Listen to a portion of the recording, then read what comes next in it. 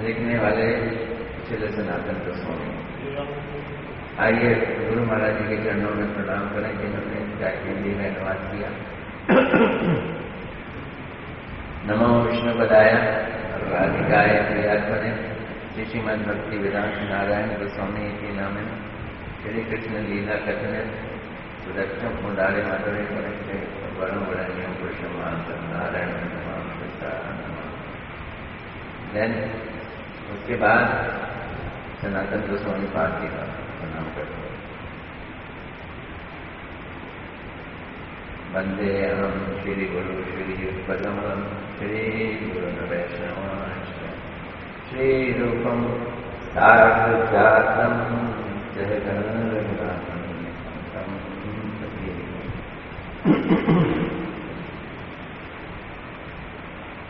श्री रूप सनातन भट्ट रघुनाथ श्री जीव गोपाल भट्ट रघुनाथ ये छे गोसाई करी चरण बंदन जहाँ नाश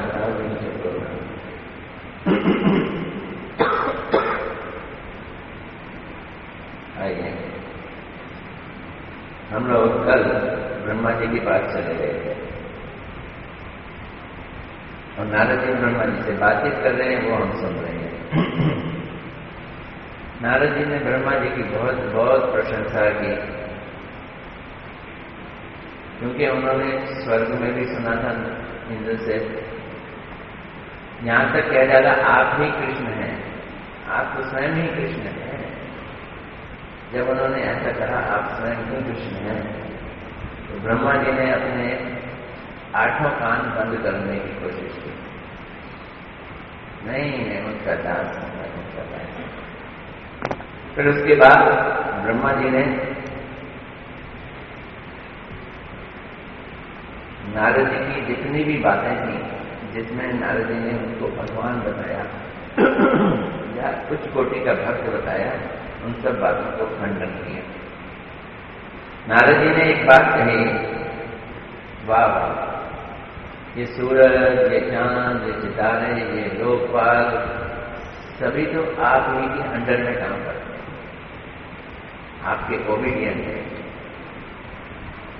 वो बोलते हैं, ब्रह्मा जी बोलते हैं, देखो तो मेरे ओबीडियंटों की कहानी सुनो। कुबेर का बेटा यमलार्जुन, उसने क्या किया, उसको श्राप मिला तो भगवान ने उसको मुक्त किया।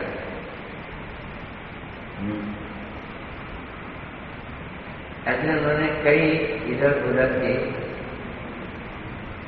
कथाएं सुनाई कि मेरे अंडर में जो काम कर रहे हैं, मेरे सबॉर्डिनेट हैं, वो भगवान के चरणों में अपराध कर रहे हैं। तुमने भी किया और इंद्र ने भी किया, इंद्र ने किया। इंद्र ने तो सारे के सारे ब्रजवासियों को बढ़ाने की कोशिश की। वो सब मेरे ऊपर ही इल्जाम लगता है। ये एक लॉ है, कर्मचारी अगर कुछ गलत काम करता है तो उसकी जिम्मेवारी किसकी होती है, मालिक की होती है, हर्जाना मालिक को देना पड़ता है। तो बोल रहे हैं ये तो कर्मचारियों की बात है, अब मेरी बात सुनो। अभी कुछ दिन पहले की तो बात है, द्वारका में लीला चल रही है। मैंने स्वयं वृंदावन में जाकर क्या किया, कृष्ण बेचारे अपने सखाओं के साथ वन भोज कर रहे थे, तो उनके द्वारा पले पाले बच्चों को और उनके सखाओं को हरणी कर दिया।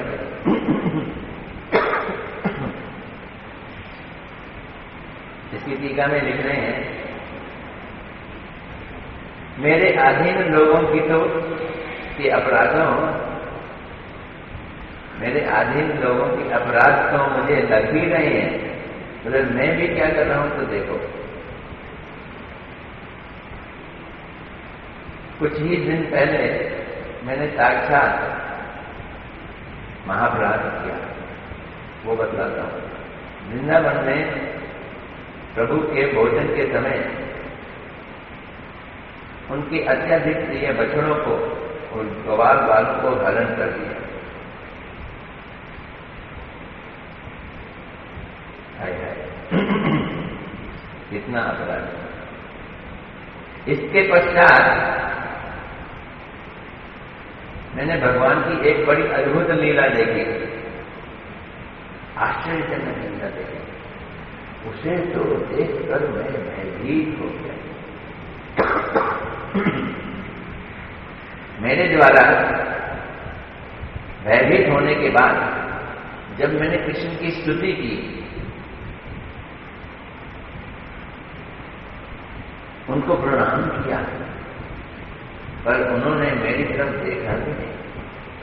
अपने ग्वाल बालों की लीला के द्वारा उन्होंने मुझको वंचित कर दिया। टीका में कह रहे हैं ये लीला क्या थी जिसे देखकर मैं आश्चर्यचकित हो गया।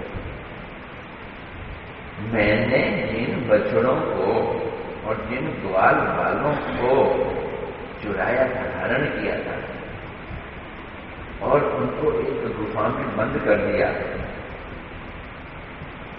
वो तो गुफा में बंद रहे, लेकिन भगवान स्वयं बछड़े बन गए और ग्वाले, और 1 वर्ष तक स्वयं खुद ही बछड़े बनकर गोचारण करते रहे, ग्वाले बनकर कृष्ण के साथ खेलते रहे।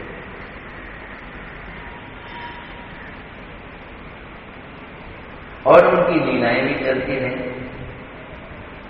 सच्चिदानंदमय भगवान के विग्रह के रूप में सारे गोप बालों को देखा।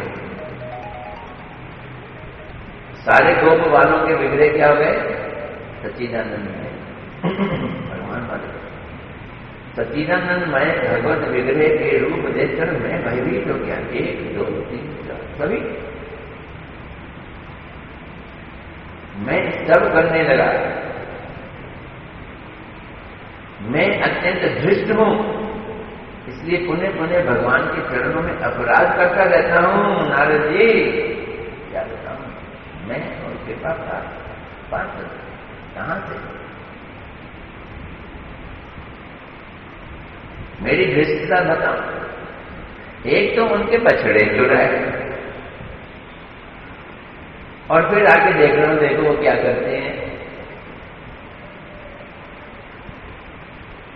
जिसका नहीं।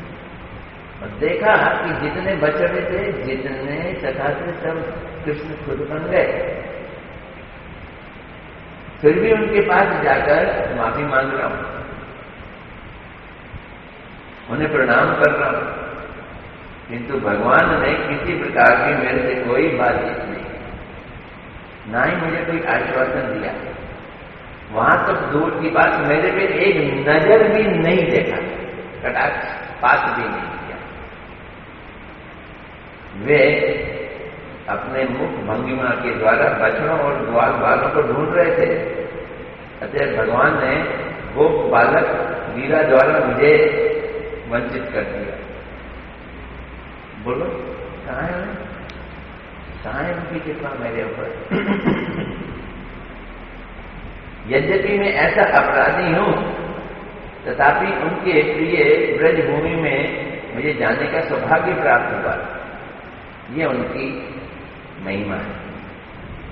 श्री कृष्ण के मुख कमल पर जो स्वाभाविक मुस्कुराहट तथा प्रसन्नता रहती है, उसके दर्शन मात्र से ही प्रसन्न होकर मैंने अपने को कृतार्थ समझा। तो बोल रहे हैं सनातन गोस्वामी जी टीका में, यदि कहो कि इतने अधिक अपराध करके भी आप कैसे प्रसन्न हो, यहां मजे से बैठे हुए हो, अपराध किए हुए हो,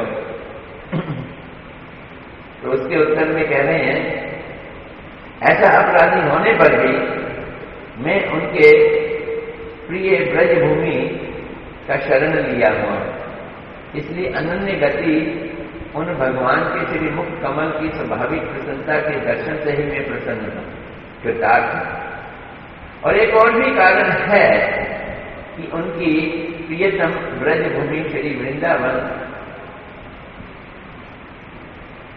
आदि अनन्य गति होने पर भी दीर्घ काल वहां रहने पर कोई अपराध ना हो जाए, इसी भय से वहां वहां से चला आया है। अथवा उस अनिवर्तनीय महात्म विशिष्ट भगवान की प्रीतम ब्रज भूमि की शरण लेने के कारण मैं शायद इस अपराध से मुक्त हूं, ऐसा विचार करके ब्रह्मा जी अपने को धन्य समझ रहे हैं और इसके द्वारा पूछे गए प्रश्न तथा ब्रह्मा के वृंदावन जाने का कारण प्रदर्शित कर रहे हैं। श्लोक संख्या 79। उस ब्रज भूमि में दीर्घ काल वास करने से यदि फिर किसी प्रकार का अपराध हो जाए, इसी भय से मैं ब्रज भूमि से लौट आया। हे नारद, अपने दुर्भाग्य की और क्या बात सुनाऊं, इतना ही काफी समझ लो।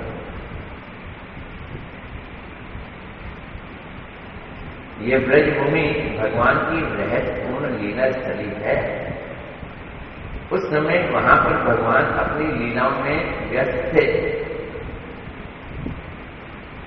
जब मैंने भगवान को प्रणाम किया, नियम तो ये बनता था वहीं पे मैं भी कुटिया बिठाकर रहने लगता और भगवान की लीलाओं को देखते हैं। क्योंकि भगवान के इस ब्रज में खूब दिनों तक रहो तो पाप माफ हो जाते हैं। जैसे कालियानाथ जम के पापी था, कृष्ण के प्रति ईर्ष्यालु था, लेकिन यमुना जी के पानी में हजारों साल तक रहते उसके पाप खत्म हो गए और भगवान ने कृपा की, उसके सिर के ऊपर नाच की। लोगों के हृदय में भगवान नहीं आते हैं और उसके सिर पे डांस करते हैं, है कि नहीं भगवान की कृपा।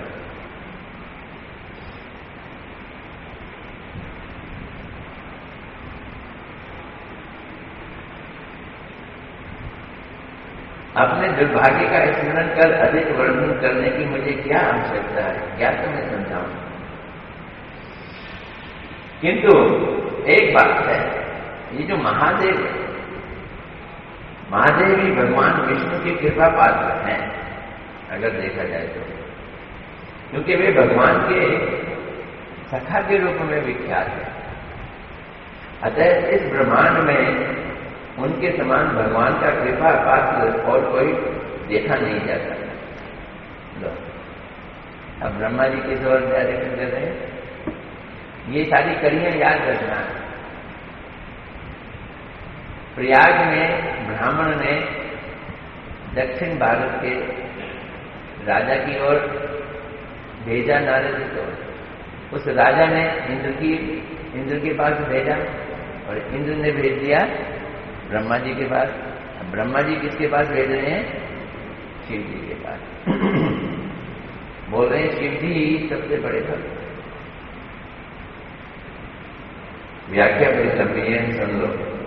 अतएव भगवान के परम कृपा पात्र यदि मृत्यु लोक में या उच्च लोक में या फिर निम्न लोक में कहीं भी रहें, उनमें किसी प्रकार का दोष नहीं है। यद्यपि महादेव की तुलना में प्रहलाद आदि भगवान के अधिक कृपा पात्र हैं और वे ब्रह्मांड के भीतर ही वास करते हैं, इसे प्रसंग के अंत में वर्णन किया जाएगा। फिर भी वे प्रपंच अतीत स्वभाव से युक्त हैं, इसलिए उनका वास स्थान भी उनके समान प्रपंच अतीत है। अर्थात उनके वास स्थान को जड़ जगत के भीतर नहीं माना जाता। परंतु ब्रह्मा ने अपने से महादेव को ही भगवान का अधिक कृपा पात्र बतलाया, प्रहलाद को नहीं बतलाया। इसका कारण है कि अपने प्रति भगवान की जैसी कृपा है, वैसे ही कृपा जिस भक्त पे दिखाई देती है, उसी भक्त को वे हृदय में ग्रहण करने में समर्थ होंगे। वैसा ही तत्व का अनुभव संभव होगा।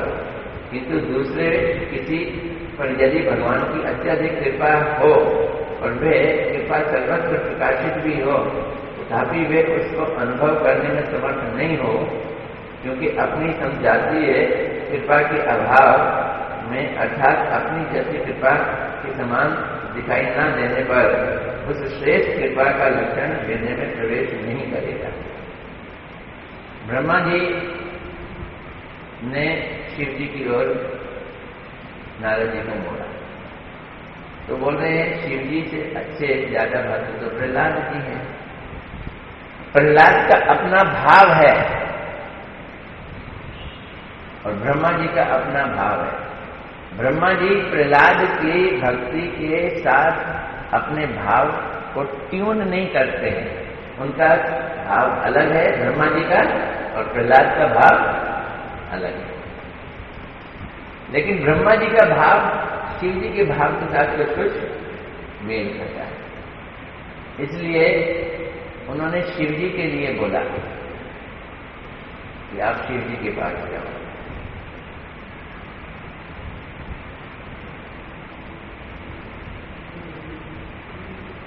या यूं कह रहे जो चीज दिखाई देती है वो वस्तु में उच्च निम्न इत्यादि विचार संभव है, ना दिखाई देने वाली वस्तुओं में नहीं। अर्थात जिस वस्तु में समानता का भाव नहीं दिखता उस असामान्य वस्तु के साथ समानता वाली वस्तु की तुलना करना संभव है। जैसे स्वरूप वस्तु में तृण और पर्वत इत्यादि असमान है। एक तिनके की तुलना अगर हम पर्वत से करें तो वो बात नहीं बनेगी। ये दोनों असमान वस्तु हैं। इन दोनों में छोटे बड़े आदि का विचार करने से नहीं चलेगा। अर्थात तिनका जैसा छोटा है उसके साथ उसी प्रकार की ही कोई तुलना ली जानी चाहिए। पर्वत तिनके के साथ तुलना नहीं की जा सकती। अगर पर्वत की तुलना करनी है तो पर्वत के समान ही किसी बड़ी वस्तु के साथ तुलना की जानी चाहिए। इस संबंध में हरिवंश धन्योपाख्यान में कहा गया है, भगवती गंगा अपने से समुद्र को अधिक धन्य मानती है किंतु ब्रह्मा जी को समुद्र से अधिक धन्य नहीं कहती। इसी प्रकार इस स्थान पर ब्रह्मा अपने वैभव से महादेव के वैभव को अधिक देखकर उनको अपनी तुलना में श्री कृष्ण की अधिक कृपा पात्र कह रहे हैं किंतु प्रहलाद को नहीं कह रहे। अतः ब्रह्मा जी सब उत्कृष्ट कृपा पात्र ग्वाल बालों के महात्म का निरूपण किस प्रकार कर सकते हैं।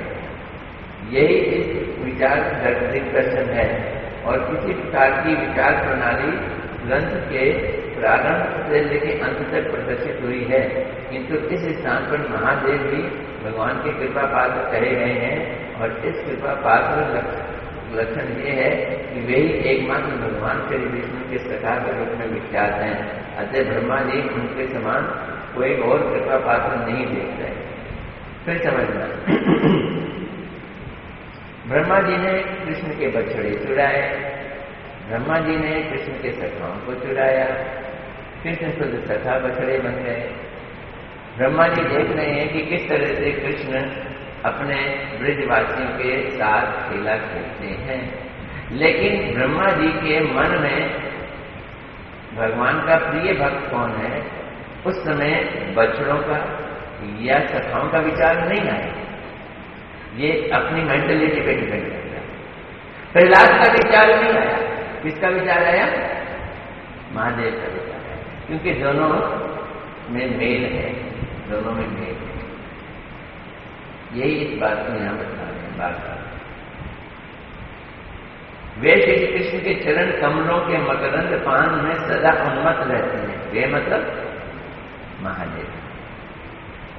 उन्होंने धर्म आदि पुरुषार्थ और परम ऐश्वर्य आदि को तुच्छ समझकर परित्याग कर दिया। धर्म अर्थ काम मोक्ष ये सब छोड़ छाड़ दिया शिव जी ने। मेरे जैसे भोगों में आसक्त विषयों का उपहास करने के लिए, मेरे जैसे का मैं विषयी हूं, ब्रह्मलोक में रहता हूं, पत्नी भी है, भोगों को भोगता हूं, तो मेरे को उपहास करने के लिए कैसा है। शिव जी ने क्या किया? स्वयं धतूरे के फूल, अटवन के पत्ते और अस्थि की माला आदि धारण करते हैं। समस्त शरीर में भस्म लगा देते हैं नंगे वेश धारण करते हैं, फिर भी वे अपने को छिपाने में असमर्थ हैं, क्योंकि वे कृष्ण के चरण कमलों से निकली हुई गंगा को अपने मस्तक पे धारण करके रखते हैं और अत्यधिक प्रसन्न चित्त से नृत्य करते रहते हैं। टीका में कह रहे हैं, महादेव श्री कृष्ण के चरण कमलों से निकली हुई मकरंद को पान करके उन्मत्त हो जाते हैं। उन्होंने धर्म, अर्थ, काम और मोक्ष आदि चतुर्वर्ग अथवा परम ऐश्वर्य भोगों को तुच्छ त्याग दिया,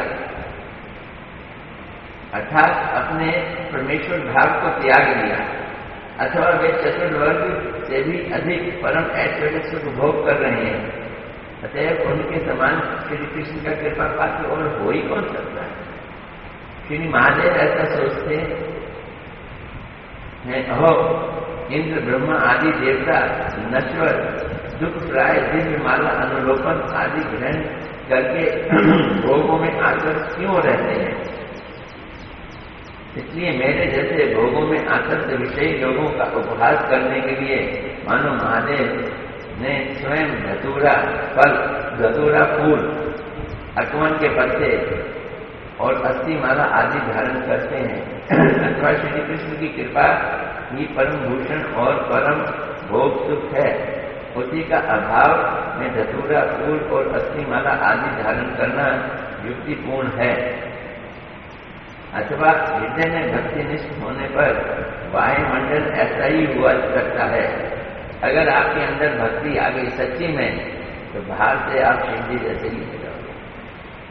सभी लोग कपड़े फटे हैं तो फटे हैं, मैले हैं तो मैले हैं, शक्ल ठीक है या नहीं और देखेगा ही नहीं, आगे शीशा ही नहीं देखेगा।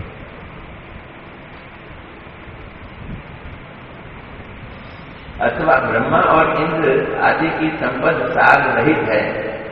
ये क्या ब्रह्मा जी, क्या इंद्र, स्वर्ग के मालिक और सतलोक के मालिक, इसलिए उनका उपहास करने के लिए तुच्छ वस्तुओं को धारण करते हैं। अन्यथा परमेश्वर के लिए ऐसी तुच्छ वस्तुओं को धारण करना असंभव है तो परमेश्वर महादेव। ऐसा करने पर भी वे आत्मगोपन करने में, अपने आप को छिपाने में असमर्थ हैं। क्यों असमर्थ हैं?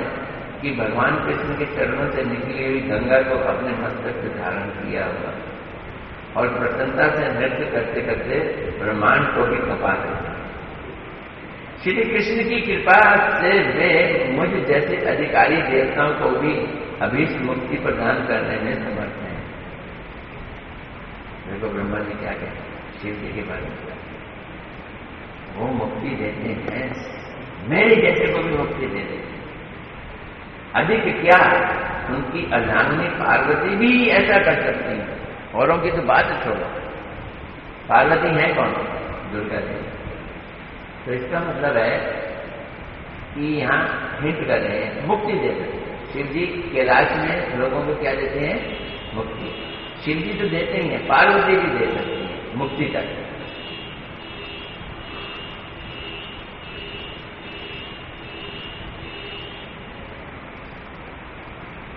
जो शिव लोक में वास करते हैं वो सभी मुक्त हैं। शिव जी का अपना लोक है शिवलोक, वहां पे जो रहते हैं वो सभी मुक्त हैं। श्री शिव की कृपा से न जाने कितने ही जीव मुक्ति और श्री कृष्ण की भक्ति को प्राप्त करते हैं।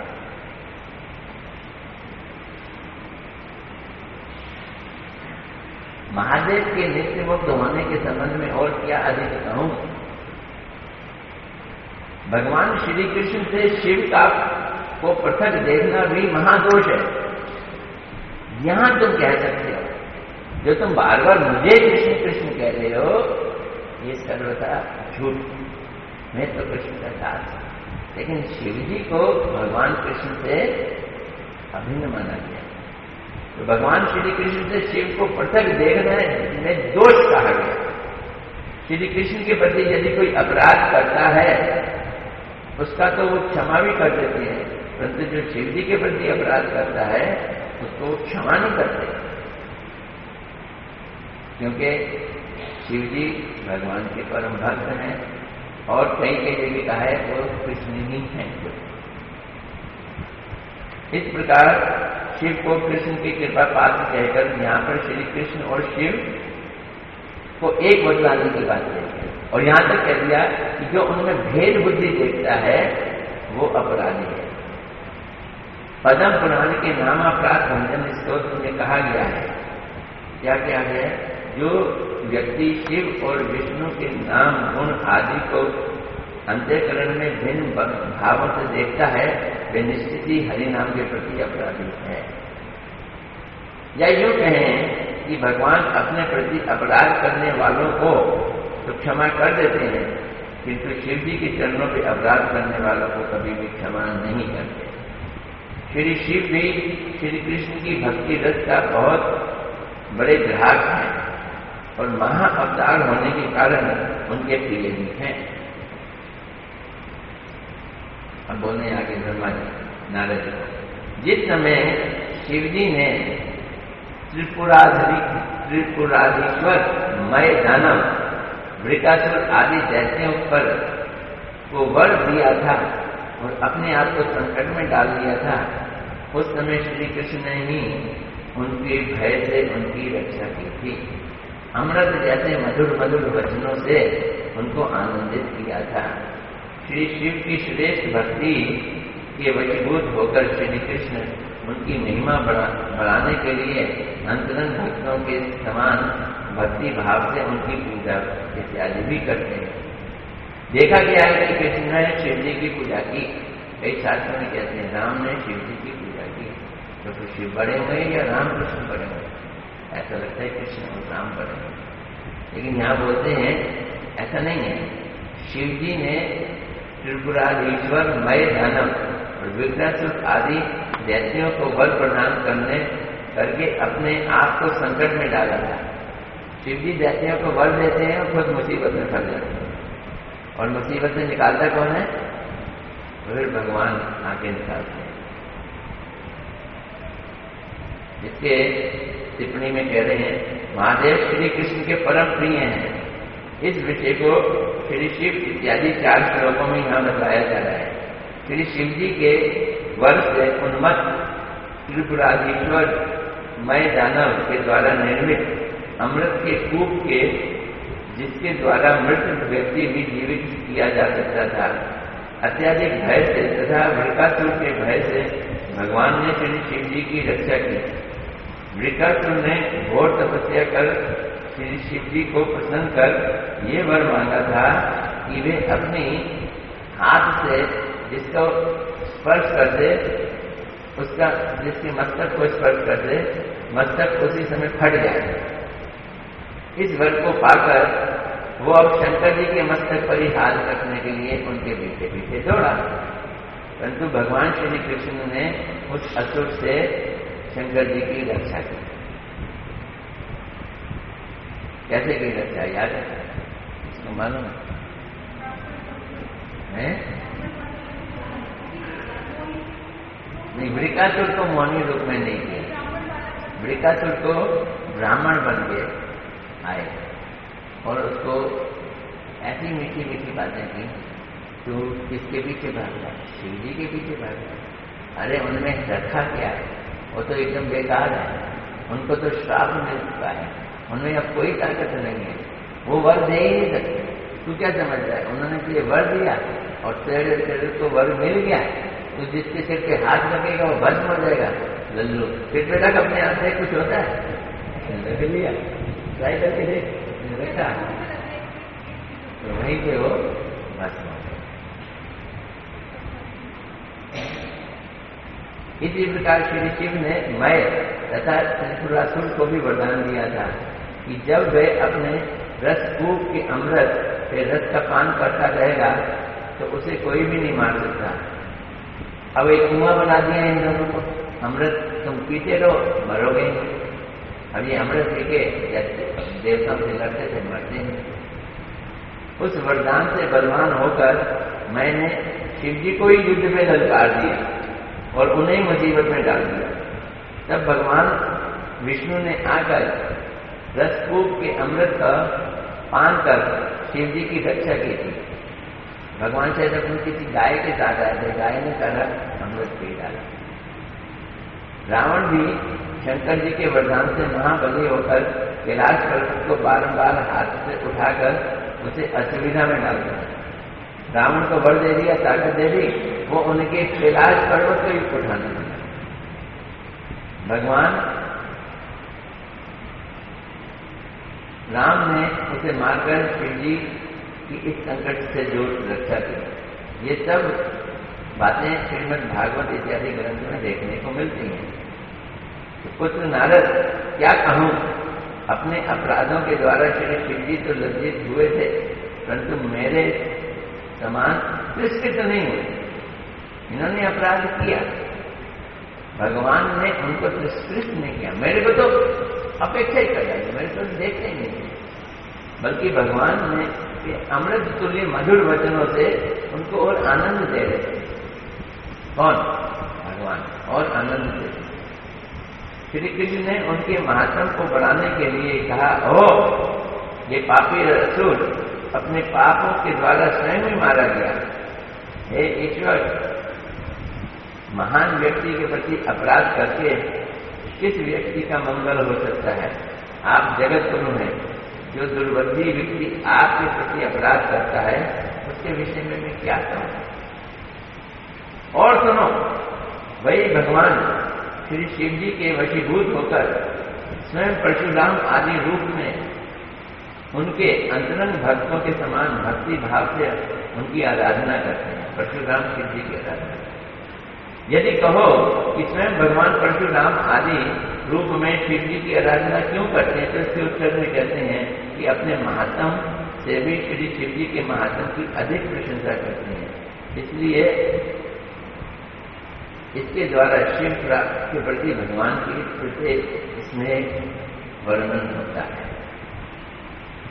और सुनो, समुद्र मंथन के समय भगवान श्री कृष्ण की उपस्थिति में जब समुद्र से विष प्रकट हुआ, तब कृष्ण ने उस गौरी प्राणनाथ, गौरी पार्वती के प्राणनाथ यानी शिव जी को वहां बुलाकर प्रजापतियों द्वारा उनकी आराधना करवाकर उनको उस विष का पान करवाया, जिससे वे नीलकंठ के नाम से मशहूर हुए। इससे ये स्पष्ट नहीं जाना जाता कि श्री कृष्ण ने ही ऐसी महान महिमा द्वारा श्री शिव का अभिषेक किया था। यहां बतला रहे हैं, उसमें क्या नाम है, टीका में, तो मंगल मंथन के समय साक्षात श्री कृष्ण वहां पर उपस्थित थे। यहाँ साक्षात कहने का मतलब है कि भगवान के साक्षात विराजमान होने पर फिर डर किस बात का? फिर भी विष का डर सारे जगत के लोगों को था, और उस भय को निवारण करने के लिए प्रजापतियों द्वारा शिव जी की आराधना करवाई, उनको वहां पर बुलवाया। इसमें शिव जी की महिमा विख्यात करना ही भगवान का उद्देश्य था। इसके बाद सभी प्रजापतियों द्वारा श्री शिव की आराधना अर्थात स्तोत्र आदि द्वारा स्वागत और सम्मान प्रदर्शित करवाया था। तो बड़े बड़े लोग शिव जी की पूजा करते हैं, तो ये मत समझना कि अरे ये लोग तो समझते नहीं है भगवान कौन है। वो पूजा भी भगवान की मर्जी से ही लोग करते हैं, भगवान करवाते हैं। गौरी प्राण बंधक क्यों कहा गया? यद्यपि श्री शिव जी का विषपान करना गौरी के लिए असहनीय था, फिर भी भगवान ने उन्हें विषपान करवाया, अथवा उन्होंने श्री शिव को विषपान कराकर उनकी महिमा बढ़ाई, और शिव जी के साथ ही उनकी अपनी भी महिमा बढ़ गई। इस प्रकार भगवान ने श्री शिव को नीलकंठ नाम द्वारा विभूषित किया था। इसमें क्या ये स्पष्ट बोध नहीं होता कि भगवान ने हमेशा शिव जी की महिमा खुद बढ़ाई? इस प्रकार भगवान स्वयं उपस्थित होकर भी जिस काम को नहीं करते, अपने प्रिय भक्त महादेव के द्वारा वो करवा देते। हे मुने, श्री शिव के प्रति श्री हरि की दयालुता सभी पुराण में गाई गई है, और तुम भी उसको जानते हो। स्मरण करके तो देखो।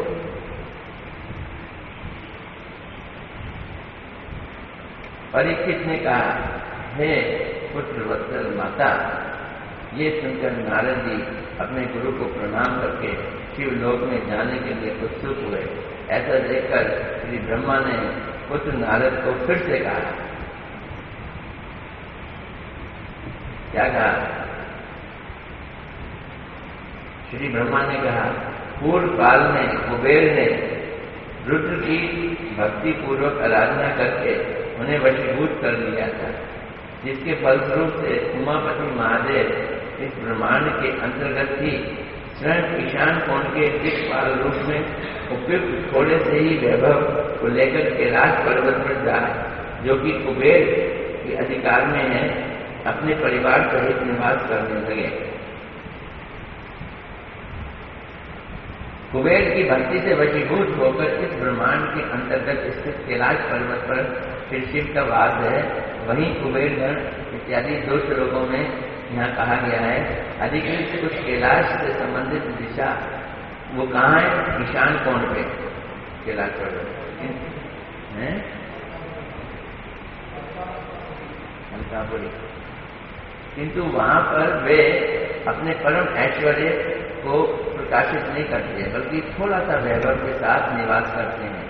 उमापति पति के द्वारा सूचित होता है कि वहां पर उमा जी भी रहती हैं। चलो, अब इसके बाद कल हम करेंगे वर्णन शिव जी के शिवलोक का।